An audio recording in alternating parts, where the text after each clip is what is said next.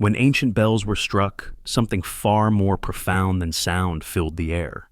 The vibration did not merely travel outward, it traveled inward, slipping past language, bypassing logic, and moving directly into the deepest layers of human awareness.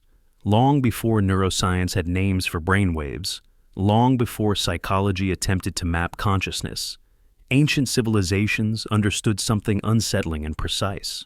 Certain harmonic frequencies could alter the human mind itself. Bells were not designed to entertain. They were engineered to tune consciousness. Every material object vibrates, but bells were crafted with obsessive care to vibrate in mathematically precise ratios. Bronze alloys, thickness gradients, inner curvature, and strike placement were all designed to produce stable harmonic overtones. These overtones were not random. They created layered frequencies that interacted directly with the nervous system. Modern research now confirms what ancient cultures already practiced. Rhythmic, low-frequency resonance can entrain brainwaves, pulling the mind out of its default waking state and into altered modes of perception. Human consciousness operates in oscillations. Beta waves dominate analytical thought, the busy noise of survival and planning. Alpha waves emerge when attention softens, when awareness turns inward. Theta waves appear during deep meditation, trance, and dreamlike states, where imagination and memory dissolve into something fluid. Delta waves dominate deep sleep, where identity temporarily disappears. Ancient bells were calibrated to hover at the threshold between alpha and theta, precisely where the boundary between worlds begins to blur. When a bell rang in a temple, a cave, or a ritual field, it did not simply announce a moment, it initiated a neurological shift. The sustained resonance slowed breathing without instruction. Heart rates synchronized, muscle tension released. The mind entered a receptive state, vulnerable to suggestion, imagery, and presence. This was not accidental. It was intentional design. In Tibet, massive temple bells were rung slowly, allowing each vibration to fully decay before the next strike. This spacing mirrored natural breathing cycles, drawing listeners into parasympathetic dominance. Monks described the bell not as an object, but as a bridge. They believed its tone aligned the inner wind, the subtle energy that carried awareness between layers of existence. The bell was not calling gods to humans. It was calling humans out of themselves. In ancient China, bronze Bianzhong bell sets were tuned to exact pitch ratios capable of producing two distinct tones, depending on strike location. This dual-tone phenomenon was not musical novelty. It symbolized the coexistence of visible and invisible realms. Ritual texts describe bells as tools to stabilize the mind before ancestral communion. The belief was clear. Consciousness, once properly tuned, could receive signals that ordinary waking awareness could not. Even in ancient Greece, bells were used not for melody, but for liminal transitions. They rang during initiations, funerals, and mystery rites. The Eleusinian Mysteries, perhaps the most guarded spiritual ceremonies of the ancient world, employed resonant instruments to disorient linear perception. Participants described experiences of time folding inward, of memory collapsing, of reality feeling thin and permeable. Sound was the catalyst. What made bells uniquely powerful was not volume, but sustain. Unlike drums or voices, bells produce long decay frequencies that linger in the air and the body. The human skull is an excellent resonator. Bone conducts vibration directly into the brain. When a bell rings, the body does not merely hear it. The body becomes part of the vibration. This is why bells feel different than any other sound. You do not listen to them. You enter them. Shamans across cultures understood this instinctively. In Siberia, small ritual bells were sewn into clothing to maintain trance states during spirit journeys. Each movement reinforced the altered state, preventing the mind from snapping back into ordinary perception. In Mesoamerica, copper bells were used during ceremonies associated with rain, fertility, and underworld travel. The sound was believed to thin the boundary between dimensions, allowing communication with forces that did not respond to speech. Modern neuroscience now observes what ancient builders encoded into metal. Repetitive harmonic frequencies can induce neural coherence, synchronizing activity across brain regions. This coherence reduces the dominance of the default mode network, the system responsible for ego, self-narrative, and time perception. When the default mode quiets, the mind becomes expansive, timeless, receptive. This is the same state reported by deep meditators, near-death experiencers, and individuals under certain psychoactive influences. Bells achieved it without substances, without instruction, without explanation. This is why bells were often placed at thresholds, temple entrances, city gates, burial grounds. The sound marked a transition, not in location, but in awareness. To pass through the sound was to leave one mode of being and enter another. In many traditions, it was forbidden to speak during or immediately after the bell rang. Speech would collapse the altered state. Silence allowed the frequency to finish its work. Even the fear associated with bells in some folklore points to their deeper power. In medieval Europe, bells were believed to repel spirits, storms, and illness. But protection was not the bell's true function. The bell altered perception. It grounded communities into shared coherence during moments of chaos. When storms approached, bells rang not to fight nature, but to stabilize collective consciousness in the face of uncertainty. There is a reason bells are still used in meditation halls, yoga studios, and rituals today, even when participants cannot explain why they work. The body remembers what language forgets. When the bell rings, something ancient inside the nervous system responds. Attention softens. Time loosens. Thought slows. Awareness widens. Ancient civilizations did not mistake this for coincidence. They treated sound as a technology. Bells were precision instruments designed to tune the human mind like an antenna, not to transmit outward, but to receive inward, to summon presence, to summon memory, to summon something watching from behind the noise of ordinary thought. The bell was never meant to be heard. It was meant to be entered. And once entered, consciousness no longer belonged entirely to the listener. When archaeologists first uncovered ancient bells etched with stars, spirals, intersecting lines, and symbols that did not belong to any known language, they assumed the markings were decorative. That assumption did not survive scrutiny. The carvings were too precise, too consistent across distant civilizations, and too mathematically deliberate to be art alone. These bells were not decorated, they were encoded. Across Asia, the Middle East, Mesoamerica, and Europe, bells dating back thousands of years carry recurring motifs. 8-pointed stars, concentric circles, radial grids, zigzag paths, and sequences of dots arranged in ratios that repeat with unsettling accuracy. These were not religious icons in the traditional sense. They were diagrams, instructions, maps etched into metal by cultures who believed sound could interact with the structure of reality itself. The star symbols are the first clue. Long before telescopes, ancient civilizations were obsessed with the sky, not as a place of distant lights, but as an active system influencing life, time, and consciousness. Bells marked with stars were often used in rituals timed to celestial events. Solstices, equinoxes, planetary alignments, eclipses. The bell was rung when the sky reached specific configurations, as if the vibration of metal and the vibration of the cosmos needed to synchronize.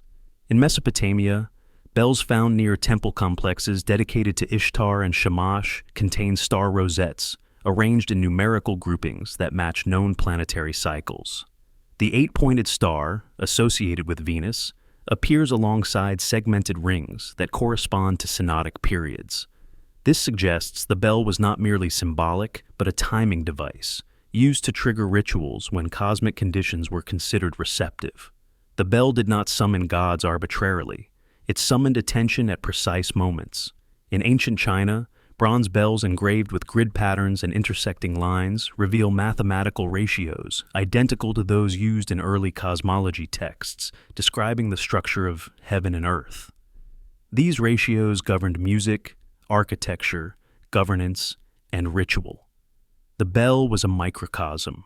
When struck, it activated not only sound, but proportion. The belief was clear. When proportions align, communication becomes possible. Some bells feature spirals that follow logarithmic curves, identical to patterns found in galaxies, hurricanes, shells, and DNA. These spirals are not artistic flourishes. They represent growth through repetition, expansion through resonance. To ancient minds, the spiral was the signature of movement between realms. When carved into a bell, It implied that sound itself was a vehicle, capable of traveling along these invisible paths. Even more unsettling are bells engraved with sequences that resemble mathematical codes rather than symbols. Rows of dots grouped in prime number arrangements. Lines intersecting at angles that correspond to harmonic ratios. Repeating motifs that match standing wave patterns produced by vibration experiments thousands of years later. These bells appear to encode knowledge of resonance that should not have been possible without modern instruments. In Europe, medieval bells often carry inscriptions in Latin, but beneath the letters are geometric forms barely visible unless examined closely. Researchers have discovered that these shapes correspond to somatic patterns created when sand or water is vibrated at specific frequencies. This suggests the makers understood that sound creates form, and that form can store intent. The bell was both generator and container.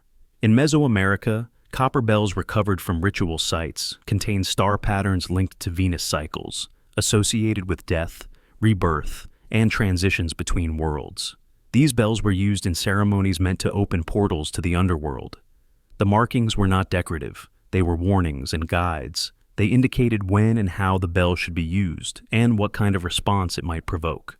What unites these artifacts is the realization that ancient cultures did not separate mathematics, astronomy, and spirituality. To them, numbers were not abstract, they were alive. Ratios governed harmony. Geometry shaped consciousness. The bell, etched with these codes, became a physical interface between mind and cosmos. The act of carving these symbols into bells required extreme precision. One mistake would disrupt resonance. This tells us something important. The markings were functional. They altered how the bell vibrated. The thickness changes around engraved lines subtly shifted harmonic output. The symbols were tuning mechanisms disguised as art. This explains why certain bells were considered dangerous. Some were sealed, buried, or forbidden to ring, except during specific rituals. Legends describe bells that caused visions, madness, or disappearance when struck incorrectly. These stories were dismissed as superstition, but they align with the idea that improperly activated resonance could destabilize consciousness. Ancient texts hint at this knowledge without explaining it directly. They speak of sound keys, celestial gates, and calling signs. The bell was a password, not for gods, but for states of reality. The symbols told the initiated how to use it safely. Modern researchers studying these bells often focus on metallurgy and craftsmanship, overlooking the symbolic layer. But when physicists recreate the vibrational modes of ancient bells and overlay them with the engraved patterns, the match is chilling. The symbols align with the very waves the bell produces when struck. The bell is literally carved with its own frequency signature. This means the bell was self-describing. It contained instructions for its activation encoded into its surface, a technology designed to survive millennia without written manuals. The knowledge was preserved in shape, ratio, and symbol, readable only by those who understood vibration. The stars carved into these bells were not gods watching from above. They were coordinates, indicators of when the environment was aligned enough for the bell's effect to manifest. The mathematics was not abstract calculation. It was resonance engineering. To ring such a bell without understanding its codes was considered reckless. To ring it correctly was considered an act of summoning. Not summoning beings in the physical sense, but summoning coherence between worlds, between inner perception and outer structure, between human awareness and the patterned intelligence of the universe. These bells were never meant to be explained to everyone. They were meant to be used by those who could read what was written without words. And once struck at the correct time, in the correct way, beneath the correct stars, the bell did not echo outward, it answered back. Across cultures separated by oceans and millennia, legends repeat a claim so specific it refuses to fade into coincidence. Bells could call spirits, ancestors, or visitors from the sky. Not metaphorically, not symbolically, literally. These stories do not describe bells as musical instruments, but as signal devices, summoning tools designed to attract attention from entities that did not reside fully in the human world. What is unsettling is not that these legends exist, but how consistent they are in detail, intention, and consequence. In ancient texts, spirits were rarely imagined as ghosts drifting aimlessly. They were described as intelligences occupying adjacent layers of reality, inaccessible under normal conditions. The bell was believed to pierce that barrier. When rung correctly, it announced presence across realms. Not a prayer, not a request. A declaration. Someone is listening. In Himalayan traditions, bells were rung at mountain passes and high-altitude monasteries believed to exist closer to the sky realm. Monks warned that bells should never be rung casually at night. Legends tell of figures descending in light, not to comfort, but to observe. These beings were not always benevolent. They were watchers. The bell did not summon help. It summoned attention. In ancient Japan, shrine bells were said to awaken kami, forces that were neither gods nor ghosts, but conscious aspects of nature itself. The sound was believed to travel upward along invisible lines, reaching the sky world before echoing back down as influence. Some records describe sudden winds, altered weather, and luminous phenomena following extended bell rituals. The bell was not ringing into emptiness. It was ringing into something that could respond. Mesoamerican civilizations carried similar beliefs, but framed them in cosmic terms. Bells associated with Venus rituals were said to call the Star Lords, beings who descended during specific planetary alignments. These visitors were described as tall, radiant, and terrifyingly calm. They did not speak aloud. They communicated through images and sensations, overwhelming the mind of the summoner. Bells were rung to signal readiness, not to request mercy. In ancient India, certain temple bells were believed to invite devas during yajna rituals. Texts warned that improper ringing could attract other entities instead, beings drawn to sound but not bound by ritual intent. This fear was not superstition. It was protocol. Bells were treated like open channels, not neutral objects. European folklore echoes this unease. Church bells were said to repel demons, but older legends reveal a deeper truth. Bells were rung during liminal hours, twilight and midnight, to mark transitions when the boundary between worlds thinned. Some bells earned reputations for causing sightings, lights in the sky, shadow figures near bell towers, voices heard without mouths. These stories were later reframed as miracles or omens, but their core remains unchanged. Something responded. What makes these legends disturbing is the specificity of instructions. Bells had to be rung a certain number of times, at precise intervals, often facing particular directions. Sound alone was not enough. Orientation mattered. Timing mattered. Silence afterward mattered most. The summoner was warned not to look directly at what arrived, not to speak, not to move. These are not the warnings of folklore. They are the warnings of protocol. Even the idea of bells calling visitors from the sky appears in cultures with no contact. African traditions speak of iron bells used to summon sky ancestors during drought rituals. The sound was believed to rise upward, cutting through layers of air and spirit alike. Witnesses described shimmering shapes, changes in gravity perception, and time distortion. The bell marked the opening. The sky responded.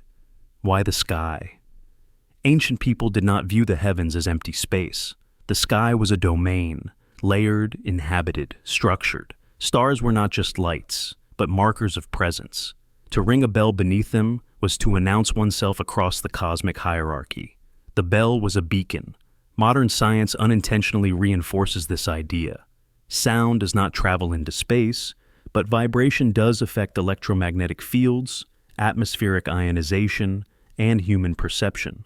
Sustained resonance can alter brain states, inducing hallucinations, shared visions, and perceived encounters. But ancient legends describe more than internal experiences. They describe interaction.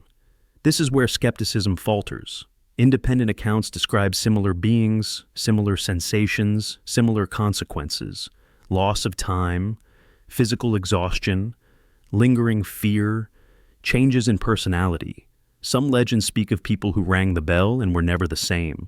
Others speak of those who disappeared entirely.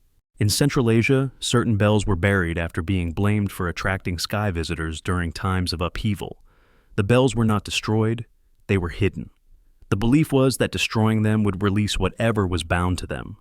Better to silence than to break. Even in modern times, stories persist. Remote villages still avoid ringing old bells at night. Monks warn tourists not to strike certain bells more than once. Some bells are marked but unexplained, their surfaces worn smooth where symbols once were deliberately erased. The pattern is clear. Bells were treated as interfaces, devices capable of initiating contact, not with imaginary beings, but with intelligences perceived as real, powerful, and unpredictable. The sky was not distant, it was watching. Ancient people did not fear silence, they feared response. The bell was never meant to entertain. It was meant to call. And the most terrifying part of these legends is not that bells could summon something from the sky, but that ancient cultures believed with absolute certainty that something was always listening. There are stories recorded across centuries that make even historians uneasy because they resist simple explanation. Bells ringing without wind, bells ringing without hands, bells ringing at moments when the sky itself appears altered. Among the most persistent and unsettling of these accounts are reports of bells sounding on their own during eclipses, moments when the sun or moon is temporarily erased, and the natural order seems to hesitate. Eclipses were never treated as ordinary astronomical events by ancient civilizations. They were thresholds, interruptions in the visible rhythm of the cosmos, times when normal rules loosened and unseen forces were believed to move freely. And during these moments, again and again, people reported bells ringing with no physical cause. In medieval Europe, monastery records describe bells sounding during solar eclipses even when bell ropes were secured and towers were empty. Monks did not celebrate these events. They feared them. Chronicles speak of bells that rang once, slowly, as if struck deliberately, and then fell silent. The sound was described as heavier than normal, deeper, as if the bell itself had changed the weight. These were not joyful chimes. They were warnings. In ancient China, eclipse records were kept with obsessive precision, not just of the sky, but of earthly disturbances. Imperial astronomers noted that during certain eclipses, ceremonial bells and bronze instruments produced sounds without being struck. These occurrences were classified as resonant responses, not miracles. The belief was that when celestial harmony was disrupted, objects aligned to cosmic order would react. This idea was not symbolic, it was mechanical in their worldview. Bells were thought to be tuned to heaven. When heaven shifted, the bell answered. In India, eclipse periods were considered dangerous not because of superstition, but because the boundary between realms was believed to weaken. Temple bells were often tied or silenced during eclipses to prevent unintended summoning. Yet legends tell of bells ringing anyway, muffled, distant, as if the sound came from inside the metal rather than from impact. Priests interpreted this as confirmation that the bell was not responding to people, but to something larger. In Japan, shrine lore warns that bells may awaken during eclipses because the kami are restless when light is interrupted. Several Edo period texts describe bells vibrating without visible movement, producing low hums rather than clear strikes. Witnesses said the air felt thick, heavy, charged. Animals reacted before humans noticed the sound. Dogs howled, birds fled. The bell followed. Even in Mesoamerica, where eclipses were feared as moments when sky beings devoured the sun, bells played a role. Archaeological sites reveal bells placed in positions aligned with eclipse paths. Legends claim that during these events, bells rang faintly, not loudly enough to be heard across distances, but close enough to be felt in the chest. The vibration was described as a heartbeat beneath the world. What makes these accounts disturbing is their consistency. Eclipses involve massive shifts in electromagnetic conditions. Modern science confirms that ionization levels change, gravity gradients subtly fluctuate, and atmospheric resonance patterns alter. But ancient people did not have this language. They observed effects.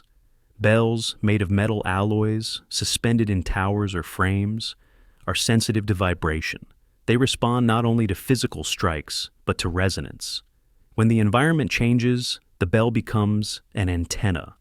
During eclipses, when solar radiation shifts abruptly, standing waves in the atmosphere can form. Low-frequency vibrations can travel vast distances. To a tuned bell, this is not noise. It is input. Some bells were specifically designed to hang freely with minimal damping. This made them vulnerable to subtle oscillations. A bell does not need a hand to ring if its natural frequency is stimulated. It needs alignment. Ancient builders knew this. That is why eclipse-related bell phenomena were not dismissed. They were anticipated. Some temples included warnings not to approach bells during eclipses, not because they would ring loudly, but because they might respond in unpredictable ways. The fear was not the sound. It was what the sound might indicate.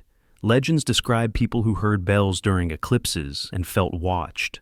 Time seemed distorted, moments stretched. Some claimed to see lights in the sky after the sound faded. Others described sudden dizziness, nausea, or intense emotional shifts. These experiences were attributed not to the bell itself, but to what the bell signaled. In Europe, folklore eventually reframed these events as omens. Bells ringing during eclipses were said to predict death, war, or disaster. But earlier sources are more precise. They describe bells responding to a silencing of the sun, as if the interruption triggered a system response. This brings us to a chilling idea shared across cultures. Bells were not passive instruments. They were reactive devices. When cosmic order destabilized, they vibrated in sympathy. The bell did not cause the event. It revealed it. Modern physics offers unsettling parallels. Resonant systems can be activated by extremely small forces if conditions are right. Bridges collapse from synchronized footsteps. Glass shatters from sound alone. A bell, tuned to environmental frequencies, could respond to shifts in electromagnetic fields during eclipses. But ancient observers did not interpret this as coincidence. They believed the bell was answering something. In Central Asia, nomadic traditions speak of sky-listening stones, and bells that hum when the heavens are disturbed. During eclipses, elders would sit in silence, waiting to hear if the bell responded. If it did, rituals were halted. No summoning was attempted. The belief was that something else had already noticed the change. Some bells earned reputations for ringing during every eclipse. These bells were eventually buried, not destroyed. The fear was that they were too sensitive, too responsive, too open. The bell had become a liability. Even today, unexplained bell sounds are reported during eclipses, though dismissed as environmental noise. But the ancient fear remains encoded in architecture and ritual silence. Bells are still often stilled during eclipses in parts of Asia, not out of tradition alone, but caution. The most unsettling aspect of these legends is not that bells rang without contact, but that ancient people expected them to. The bell was not silent metal, waiting for a hand. It was a listener, tuned, alert, responsive. When the sky darkened unnaturally, when shadows sharpened and the sun vanished, the bell was believed to sense the disruption before human minds could process it. Its ringing was not random. It was an alarm, not warning humans of the eclipse, but warning something else that the boundary had shifted. And once the light returned, once the world resumed its normal rhythm, the bell fell silent again, as if the connection had closed. When scientists began analyzing ancient bells with modern instruments, something deeply uncomfortable emerged from the data. These objects, cast thousands of years ago, were not supposed to exist in the way they do. Not because they were beautiful, or old, or well-preserved, but because their metallurgy suggests knowledge, materials, and precision that should have been impossible for the eras that produced them. The bells were not just ahead of their time. In some cases, they appear to belong to a different technological lineage altogether. Ancient bells were typically assumed to be simple bronze objects, mixtures of copper and tin poured into molds by trial and error. That narrative collapses the moment chemical analysis begins. Many bells contain alloy ratios that are remarkably consistent across vast distances and centuries, ratios that optimize resonance, durability, and harmonic stability in ways that modern metallurgists recognize as deliberate engineering choices, not accidental discoveries. Some bells contain trace elements that should not appear together naturally. Minute amounts of nickel, arsenic, antimony, and even rare earth elements are found distributed evenly throughout the metal, not as contamination, but as intentional additions. These elements dramatically alter how sound travels through metal, tightening harmonic bands and extending sustain. The problem is not what these elements do. The problem is how ancient cultures could have known to include them. In several cases, the ore sources for these elements were not locally available. Bells discovered in regions with no nickel deposits still contain nickel in precise proportions. This implies either long-distance material transfer networks far more advanced than previously believed, or a level of metallurgical knowledge that allowed ancient craftsmen to isolate and manipulate trace materials with extreme accuracy. Even more unsettling is the grain structure of the metal itself. Under microscopic examination, some ancient bells display crystalline alignment consistent with controlled cooling processes. This kind of internal structure affects elasticity and resonance, reducing internal damping and preserving vibrational energy. Modern foundries achieve this through temperature regulation, controlled atmospheres, and precise timing. Ancient foundries were not supposed to be capable of this level of control, and yet, the evidence is embedded in the metal. Some bells show signs of multiple thermal cycles, suggesting that they were reheated, annealed, and reworked after casting. This is not decorative refinement. This is acoustic tuning. Each heating phase alters internal stress patterns, changing how the bell vibrates. These adjustments require predictive understanding. You do not stumble into them. In China, certain Zhou dynasty bells have baffled researchers because their alloy composition produces two distinct tones, depending on where the bell is struck. This phenomenon, known as bifurcated resonance, requires precise wall thickness, gradients, and material consistency. If the metal composition varied even slightly, the effect would vanish. This is not primitive craftsmanship. This is precision engineering encoded into ritual objects. In India, temple bells from certain periods contain unusually high tin content, far beyond what would normally be used due to brittleness risks. And yet these bells did not fracture. Instead, they produced exceptionally pure, penetrating tones. Metallurgists now understand that trace elements within the alloy counteracted brittleness. But this balance should not have been intuitively obvious. Someone knew how to stabilize the structure at a microscopic level. Europe presents its own anomalies. Medieval bells analyzed from certain cathedrals contain alloy compositions that modern bell founders still struggle to replicate exactly. Some of these bells have never cracked, despite centuries of ringing, weather exposure, and structural stress. Their longevity is not luck, it is design. Then there are the outliers. Bells whose composition does not match any known metallurgical tradition of their region or time. Bells that appear suddenly in the archaeological record with no developmental predecessors. No experimental versions. No crude prototypes. Fully realized, optimized instruments appear as if the knowledge arrived whole. Some researchers suggest lost techniques. Others suggest guarded guild secrets, but neither explanation fully accounts for the consistency across unrelated cultures. The same acoustic optimization principles appear independently, again and again, as if multiple civilizations were following the same technical blueprint. This raises a disturbing possibility. What if ancient bell metallurgy was not developed locally, but transmitted, not necessarily through conventional teaching, but through preserved knowledge systems that prioritized vibration, sound, and resonance as core technologies? Ancient texts often describe metal as alive, as responsive, as capable of holding intention. While modern science rejects this language, it acknowledges that material structure affects energy behavior. A bell is not just a shape, it is an energetic system. Its metallurgy determines how it interacts with the environment and with the human body. Some bells contain isotopic signatures that suggest the metal was processed in ways that altered atomic arrangements. While this does not imply impossible technology, it does suggest advanced smelting and refinement practices that required experimentation, measurement, and documentation. And yet, the written records describing these methods are absent or deliberately obscured. One explanation is that bell metallurgy was sacred knowledge, restricted to specific individuals or lineages. Another is that the knowledge predated the civilizations that inherited it. Bells may not represent the peak of ancient metallurgy, but a fragment of something older. There are legends supporting this idea. Stories of divine metals, sky iron, star metal, materials gifted by gods or fallen from the heavens.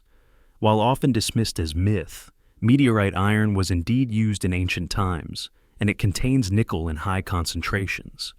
Some bells contain nickel ratios consistent with meteoritic sources. This does not mean they were made entirely from meteorites, but it suggests intentional blending of terrestrial and non-terrestrial materials. Why would this matter? Because meteorite metal has unique electromagnetic properties. It responds differently to vibration. It conducts energy in ways ordinary iron does not.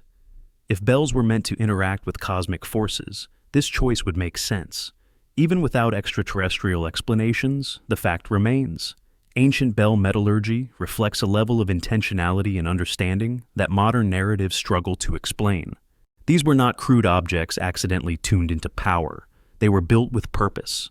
When modern scientists attempt to recreate these alloys using known ancient methods, the results often fall short. The sound is wrong. The sustain is shorter. The harmonics are unstable. Something is missing. And what is missing is not material alone, but process. Knowledge of timing, temperature, composition, and sequence. This suggests that ancient bell makers were not guessing. They were following a recipe refined over generations, or inherited from a source we no longer recognize. The bell was not just a religious artifact. It was a technological device designed to produce a specific effect. And when these bells rang, they did not merely produce sound. They released stored precision. The metallurgy became active. The metal responded exactly as intended. The most unsettling realization is this. Ancient people may have known far more about material science than we assume, but chose not to apply it universally.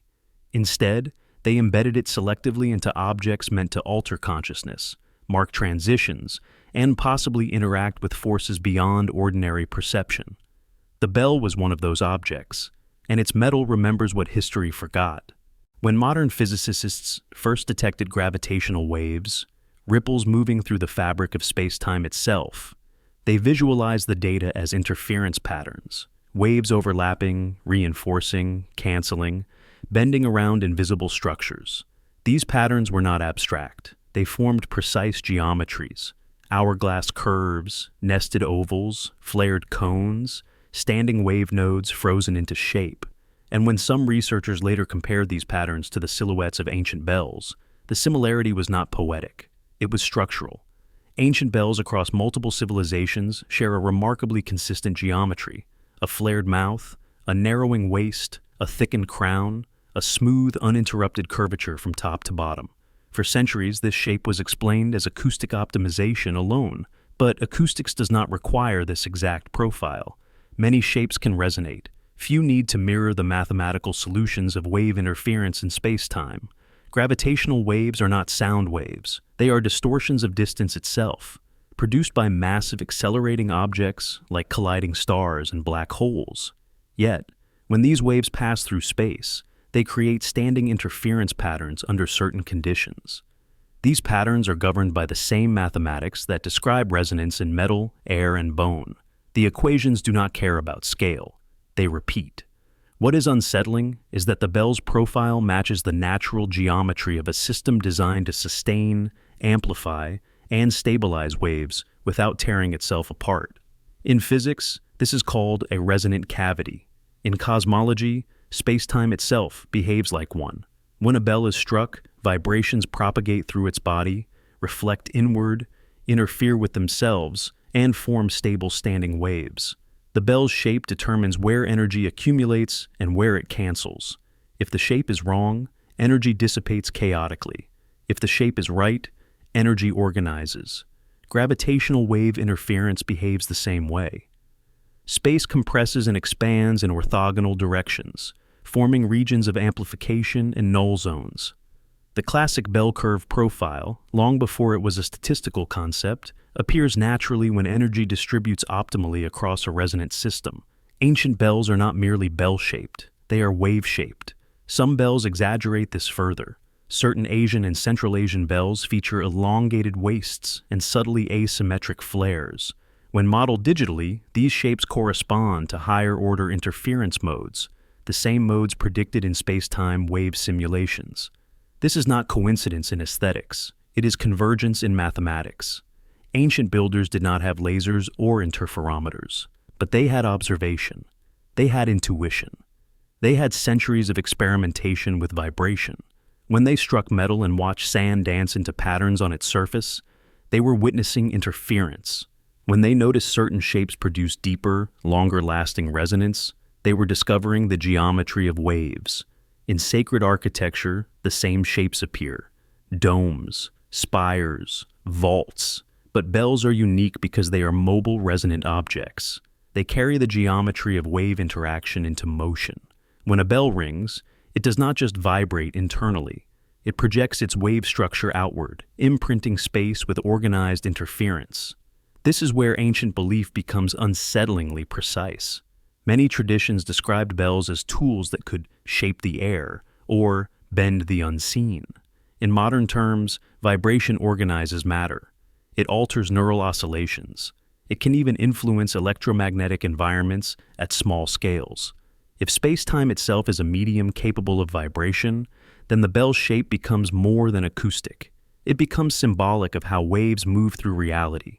Some bells were deliberately shaped to emphasize nodal points, regions where vibration appears still while energy flows around it. These nodal zones are identical in concept to gravitational wave nodes, places where space-time distortion cancels out. In bell lore, these were called calm points, silence within sound, places where the summoner stood. Why would ancient cultures care about this? Because altered states of consciousness often arise not from noise, but from structured silence. Interference patterns create pockets of stability. The mind, when exposed to coherent resonance, can synchronize into these pockets. The bell's geometry may have been designed not just to emit sound, but to create zones of cognitive alignment. Some researchers propose that ancient bells functioned as primitive space-time analogs, not in the sense of manipulating gravity, but in modeling how waves interact across dimensions. By aligning the human nervous system with universal wave behavior, bells could induce experiences interpreted as contact, vision, or transcendence. This idea echoes ancient descriptions eerily well. Texts describe bells as mirrors of heaven or shapes of the sky turned solid. They describe sound folding inward, time slowing, space feeling curved. These are not metaphors pulled from ignorance. They are experiential descriptions that align with what modern physics predicts when systems enter resonant coherence. Even the clapper of a bell plays a role. It strikes not randomly, but at points that excite specific interference modes. The resulting vibration pattern is not uniform. It blooms, collapses, reforms, just like wave interference maps. The bell, then, is not a simple instrument.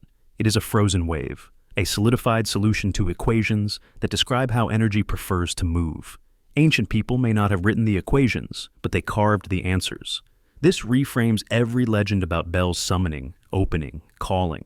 If the bell's shape mirrors how space-time itself responds to massive energetic events, then ringing a bell is not just producing sound. It is mimicking cosmic processes at a human scale. It is creating a small, controlled echo of how the universe moves. In that sense, the bell is not calling something external. It is aligning internal perception with universal structure. And when perception aligns deeply enough, the boundary between observer and observed begins to dissolve. The most disturbing realization is this: gravitational waves were only detected recently, but their patterns existed long before detection. If ancient bells mirror those patterns, then ancient knowledge did not require instruments. It required attention. The bell is a reminder that the universe speaks in waves, and that some civilizations learned to listen so closely that they shaped their most sacred tools to match the language of space-time itself. When such a bell rings, it is not just metal vibrating, it is geometry remembering its origin. There is a reason certain bell designs never vanished, even when entire civilizations collapsed, libraries burned, and technologies were lost. While empires rose and fell, while religions fractured and reformed, the geometry of specific bells remained almost unchanged, quietly passing through centuries as if guarded. This continuity was not accidental, it was preserved. Across history, bell-making was never an open craft. It was restricted, ritualized, and often surrounded by secrecy. In many cultures, only specific families, priesthoods, or guilds were allowed to cast bells, and the knowledge was transmitted orally, symbolically, or through coded diagrams that outsiders could not decipher. These were not just craftsmen, they were custodians.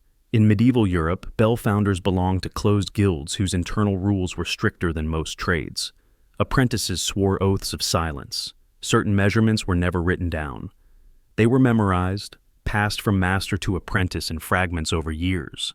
Some proportions were disguised as religious symbolism, others hidden in prayers or chants used during casting.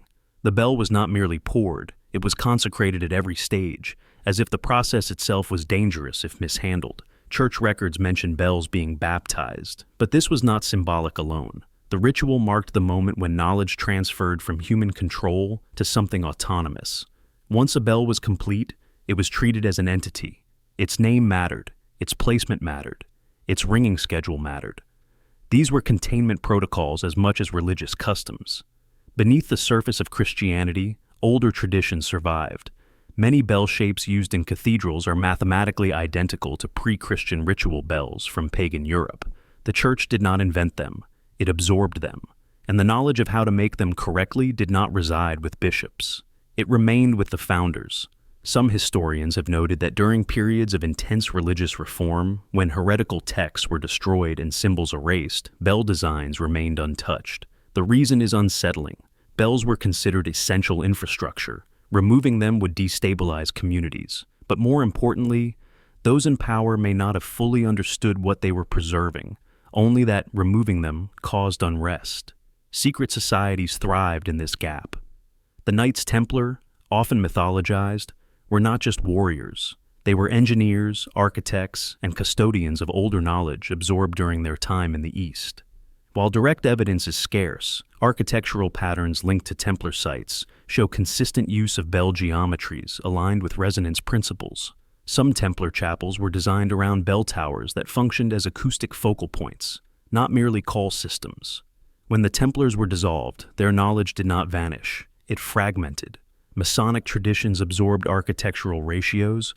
Rosicrucian symbolism encoded vibration and harmony into geometry.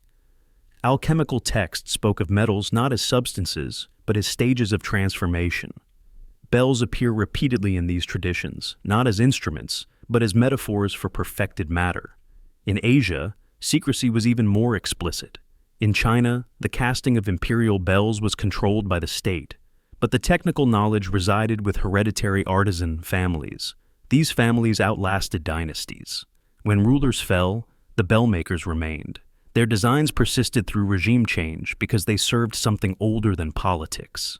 Tibetan traditions describe bells as vajra instruments, tools of power that could not be altered without consequence. Monasteries maintained exact proportions across centuries, even when materials changed. This suggests that the shape mattered more than the substance. The geometry was the key. In Japan, shrine bells followed strict proportions that were never debated or redesigned. When asked why, records often answer simply, "Because this is how it must be." That phrase appears repeatedly across cultures. It is not explanation. It is preservation. In West Africa, secret societies such as the Dogon maintained iron bell designs associated with sky knowledge and cosmology. These bells were not publicly explained. Their symbolism was restricted to initiates. Outsiders were told stories. Insiders were taught ratios. What ties these traditions together is not conspiracy in the modern sense, but continuity of responsibility. Knowledge that affects perception, community coherence, or psychological states is dangerous if misunderstood. It destabilizes hierarchies. It blurs authority, so it is hidden in plain sight. Bell designs were perfect vessels for this concealment. They could be justified as religious, cultural, or practical. Few questioned them. Fewer still studied them deeply, and those who did often found themselves absorbed into the very traditions that guarded them. Even during the Industrial Revolution, when mass production transformed metalworking, certain bells resisted standardization. Foundries could produce thousands of identical objects, yet cathedral bells continued to be cast individually using ancient proportions. When questioned, founders insisted that deviation ruined the bell, not aesthetically, functionally. Some modern bell makers admit privately that they follow rules they cannot fully justify scientifically. Rules that produce better resonance, longer sustain, and a presence that listeners feel rather than hear. These rules trace back centuries, preserved not in textbooks, but in lineage. Secret societies did not need to control the world to preserve bell designs. They only needed patience. Knowledge embedded in objects survives longer than knowledge written on paper. A bell can outlast languages, borders, and belief systems. And there is another reason secrecy mattered. Bells, as we have seen, were believed to summon, align, or signal across boundaries. If this belief held even partial truth, then unrestricted access would be irresponsible. You do not give everyone a key if you are not sure what the door opens into. This is why many bells were accompanied by myths of danger, stories of madness, stories of disappearance, stories of divine punishment. Fear protected the knowledge better than walls ever could. The silence surrounding bell design was not ignorance, it was containment. Today, museums display bells as historical artifacts, stripped of context, stripped of purpose. But the shapes remain. The ratios remain. The curves remain faithful to patterns older than any modern institution. If secret societies preserved these designs, it was not to dominate, but to remember. To ensure that whatever knowledge bells embodied did not vanish entirely, even if humanity forgot why it mattered. The bell did not survive because it was useful. It survived because it was necessary. And the fact that it still rings, still resonates, still alters space and mind in subtle ways, suggests that the secret was never lost, only deferred. Across the ancient world, cultures that never met, never traded, and never shared language arrived at the same conclusion with eerie confidence. Bells could drive something out, or call something in. This belief did not arise from shared mythology. It arose from shared experience, from repeated encounters with states of fear, possession, trance, illness, and altered behavior that responded not to force or speech, but to vibration. Exorcism, in its earliest form, was not about demons with names and faces. It was about interference. Something had disrupted the natural order of the body or mind. Something foreign was present. And across continents, bells became the chosen tool to correct that disturbance. In ancient India, temple bells were rung before entering sacred spaces not to announce arrival, but to clear the internal field. Texts describe the human body as a resonant vessel, susceptible to intrusion by disordered energies. The bell's tone was believed to restore alignment, expelling influences that could not tolerate coherence. This is why bells were rung near the head, not the feet, during healing rituals. The target was consciousness itself. In Tibetan practices, handbells were paired with chanting during exorcism rites. The sound was not continuous. It was precise, timed between syllables, creating oscillations that destabilized whatever presence was attached to the afflicted person. Monks described spirits as unable to maintain form when exposed to certain frequencies. The bell did not attack, it dissolved. In Japan, shrine bells were used to summon kami, but also to drive away malevolent forces. The same instrument served both purposes. This was not contradiction. It was recognition that bells opened channels. What came through depended on intent, timing, and the internal state of the participants. Bells were neutral interfaces. Humans determined the direction. In ancient China, bells were used in court rituals to communicate with ancestors and regulate cosmic order. But the same bells were employed in rites to dispel chaos, disease, and spiritual imbalance. The belief was that malevolent forces thrived in disharmony. Sound restored balance. Bells were sonic governors, enforcing order through resonance. Even in Africa, iron bells were central to exorcism ceremonies. The sound was said to confuse hostile entities, disrupt their hold, and force departure. Shamans reported that spirits reacted violently to bell tones, not because they were sacred, but because they interfered with their ability to remain anchored. Bells destabilized the attachment point. In pre-Christian Europe, bells were rung during possession rituals, storms, and times of collective fear. Later framed as driving away demons, the original belief was more abstract. Bells restored boundaries. They reminded the unseen that territory was occupied, ordered, defended. The bell marked space as claimed. Communication was the other side of this practice. Bells did not only repel, they also invited. In many traditions, exorcism and communication were inseparable. You expelled what did not belong, then called what did. Ancestors were summoned with bells in Mesoamerican rites. The sound was believed to travel downward as well as upward, reaching realms beneath the earth. Copper bells placed on dancers created moving sound fields, allowing communication to occur through rhythm and motion. The body became part of the signal. In Siberian shamanism, bells attached to drums and clothing served as constant communicators during trance journeys. Each ring reaffirmed the shaman's position between worlds, preventing disorientation. The bell anchored consciousness while allowing perception to travel. What unites these cultures is not theology, but mechanics. Bells create sustained, penetrating frequencies that interact directly with the nervous system. They override ordinary thought patterns. They induce coherence. Whatever state depends on chaos, fragmentation, or fear loses stability in their presence.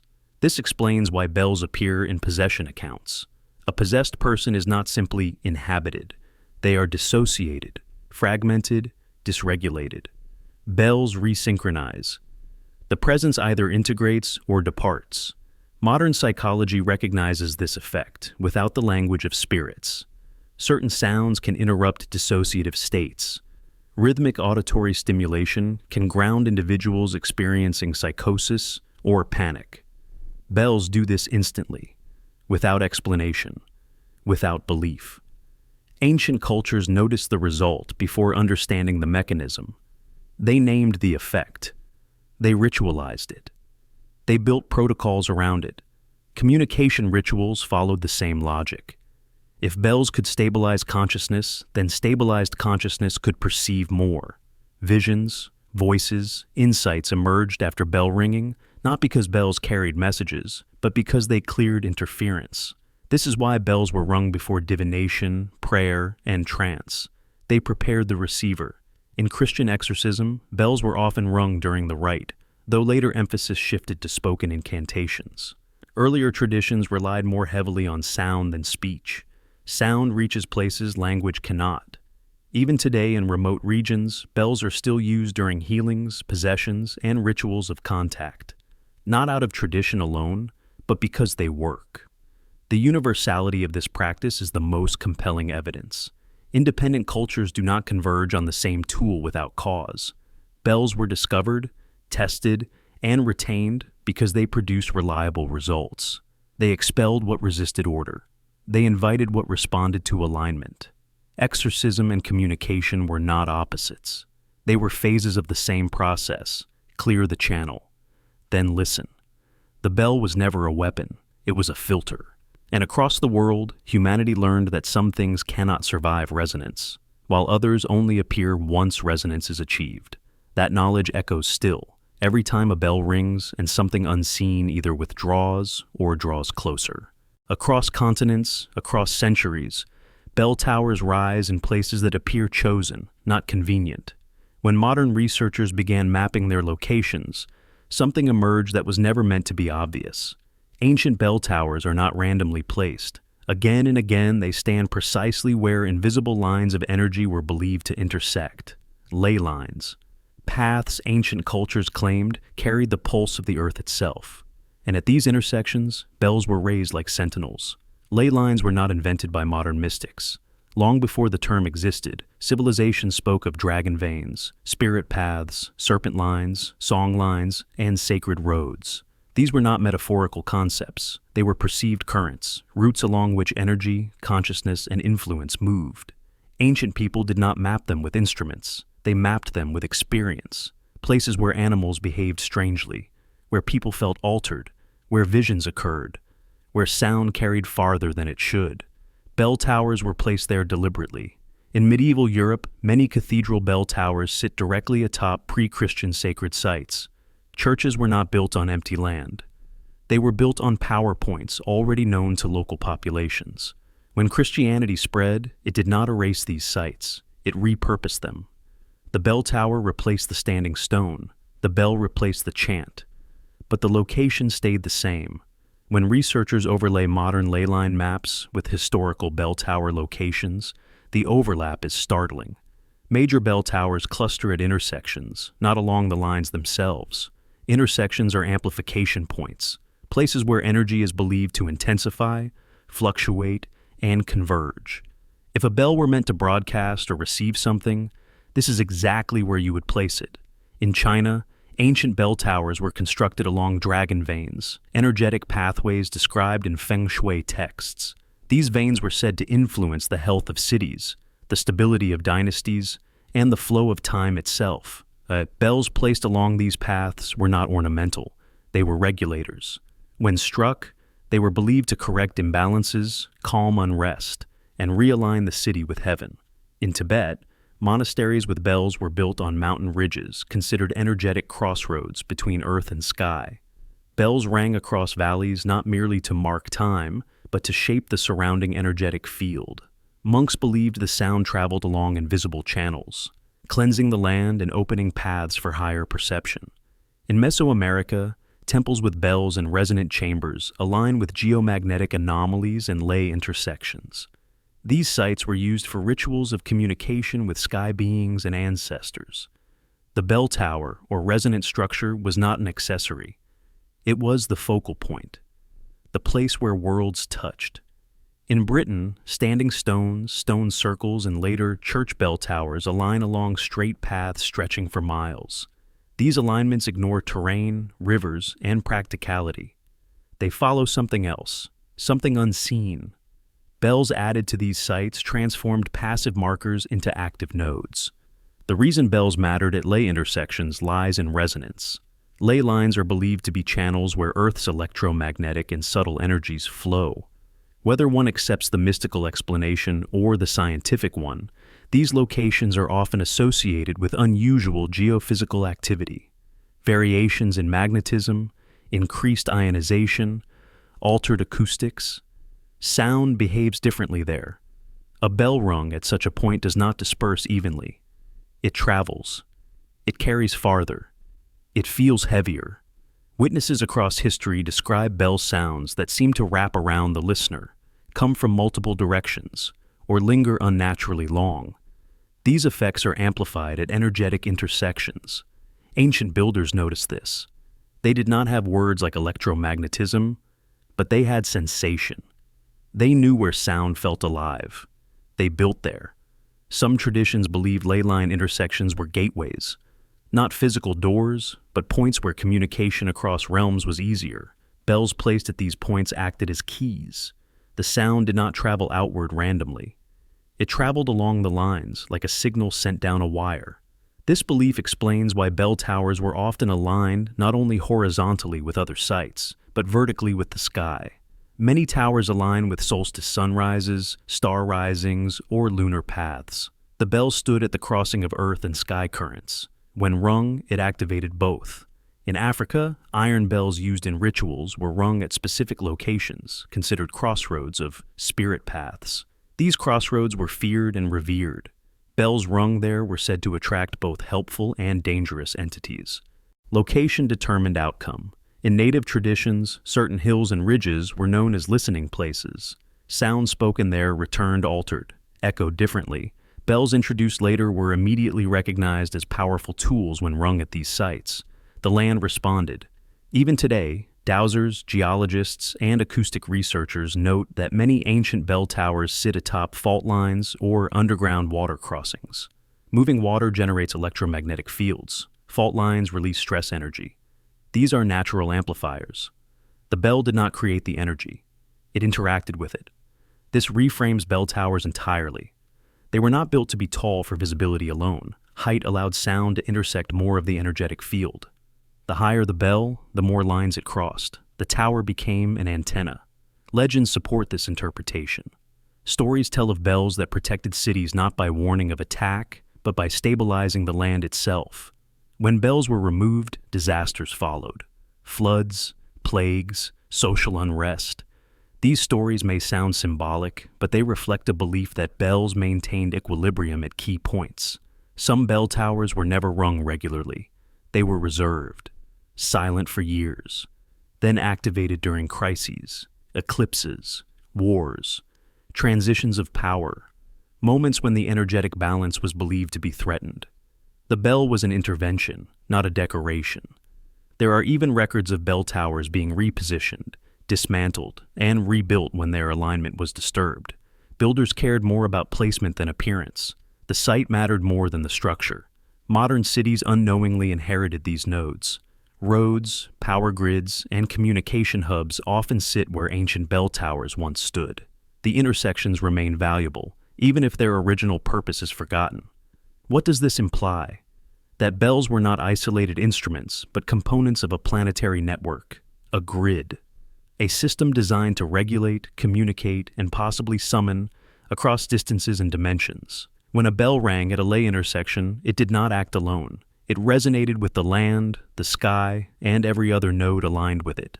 The sound became part of a larger pattern, a message carried not by air alone, but by Earth itself. Ancient cultures may not have drawn maps as we do, but they built them. In stone, in metal, in sound.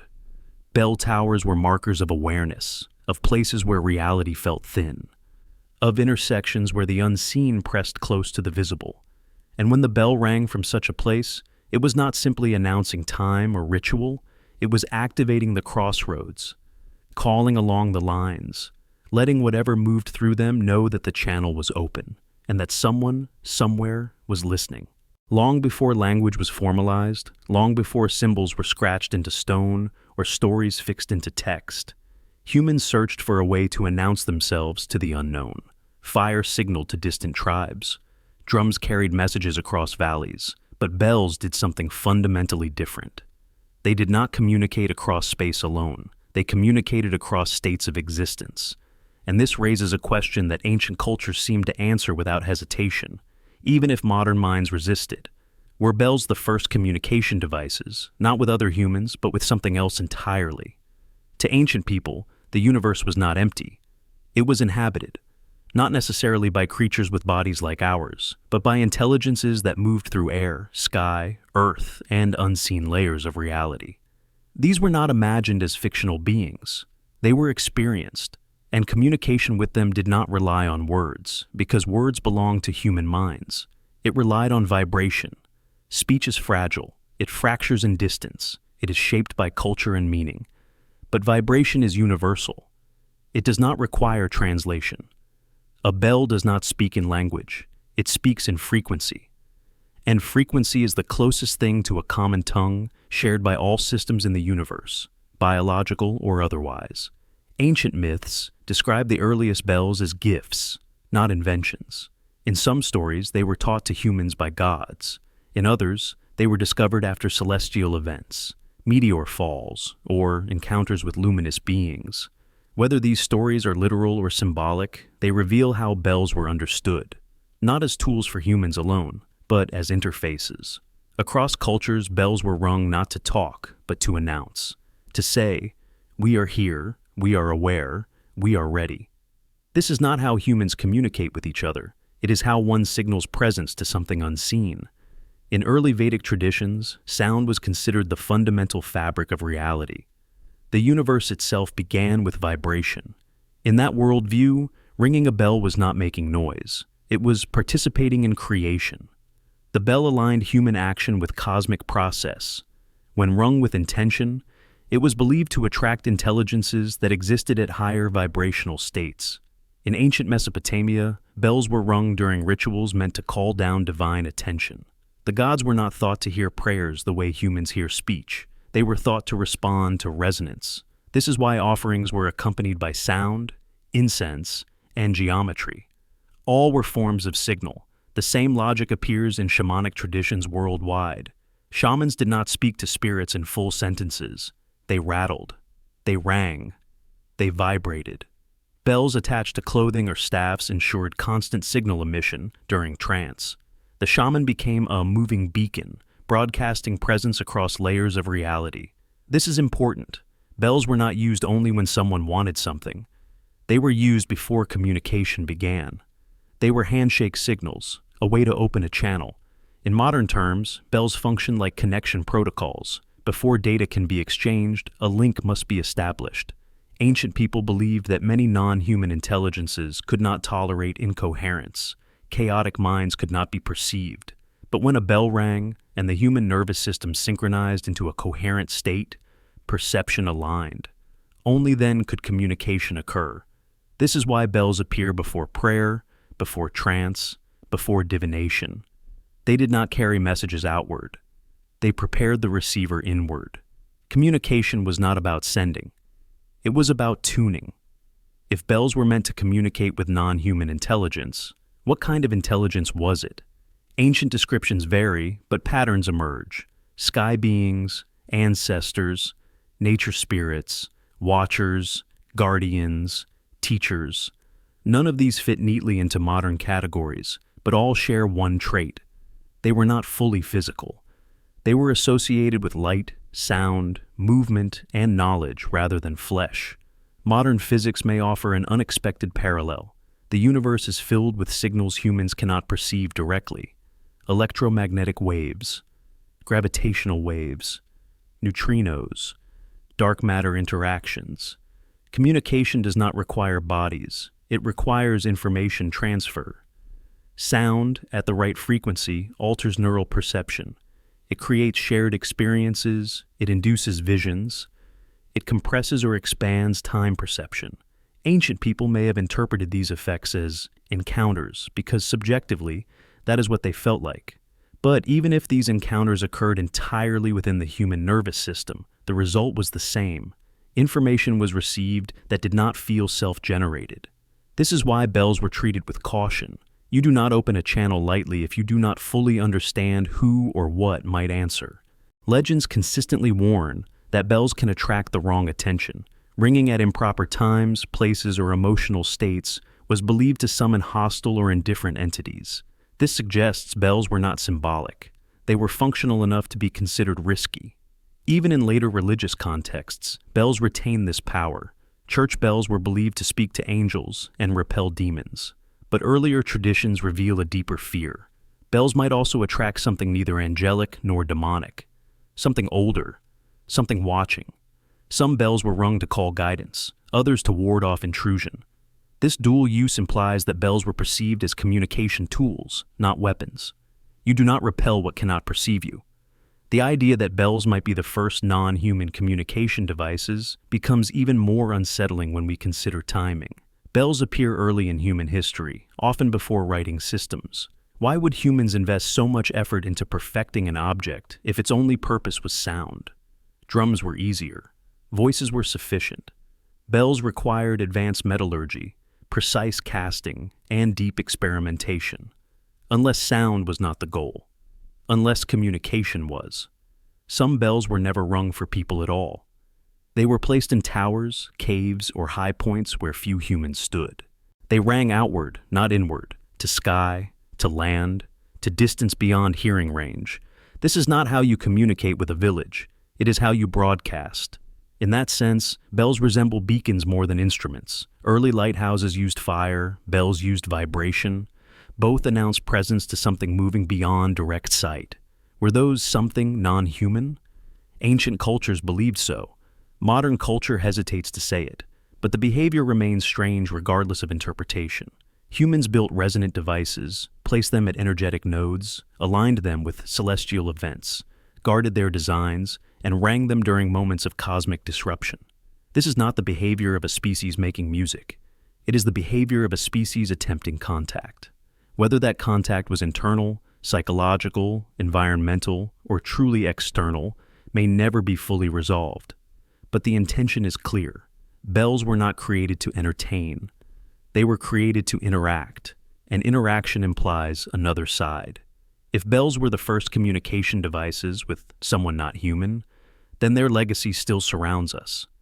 Bells still mark transitions. They still silence rooms. They still command attention without explanation. They still make people pause, listen, and feel watched, even if they cannot say why. Perhaps the most unsettling thought is this. If bells were designed to communicate, then the question is not whether anyone ever answered.